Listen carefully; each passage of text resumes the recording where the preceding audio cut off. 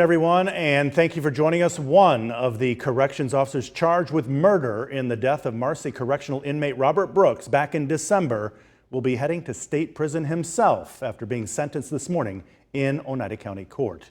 It is our top story here on this Monday afternoon.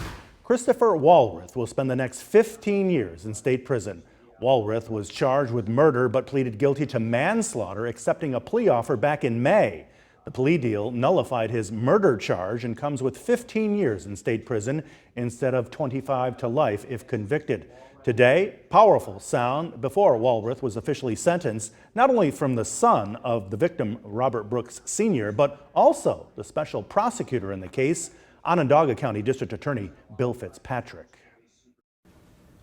On December the 9th of 2024, incarcerated individual Robert Brooks was transferred to the custody of corrections officers at the Marcy Correctional Facility.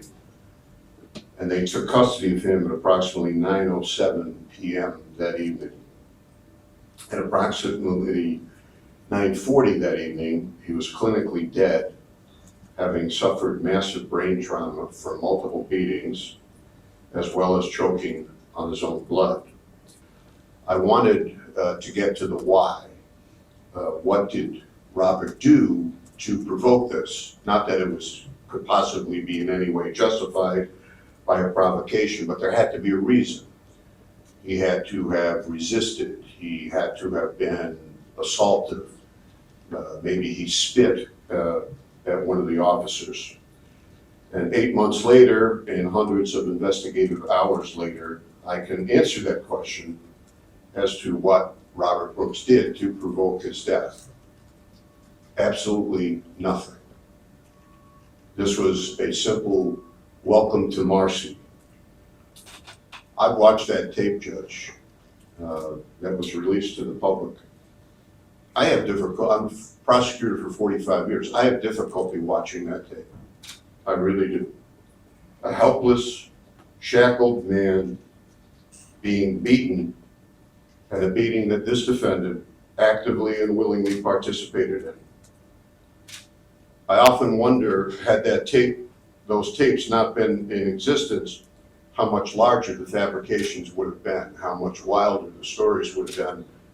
I mean, this defendant even told hospital personnel who were trying to save Robert's life that he fell and hit his head. Did it ever occur to you that my father was human, with a family who loved him? In that video, I see you and your fellow officers treating him as his life holds no value at all, as if you were entitled to brutalize him for sport. Although I can never forgive you, I respect that you admitted what you did and accept the responsibility, and I hope that others have the courage to do the same. Mr. Walworth, you are no longer acting within the system. Now, your life is at the mercy of it. And I pray for your family who's going to have to spend the next 15 years worrying about you, just like all New Yorkers with incarcerated loved ones must do. No one should ever have to go through what my father and family endured. Mr. Walworth, is there anything that... Christopher Walworth will spend the next 15 years in state prison. We have contacted the State Department of Corrections to see if Walworth will be placed in some sort of protective custody for his own safety while in prison, but so far have not heard back. There are still many other former officers who are still having to face the justice system in this case.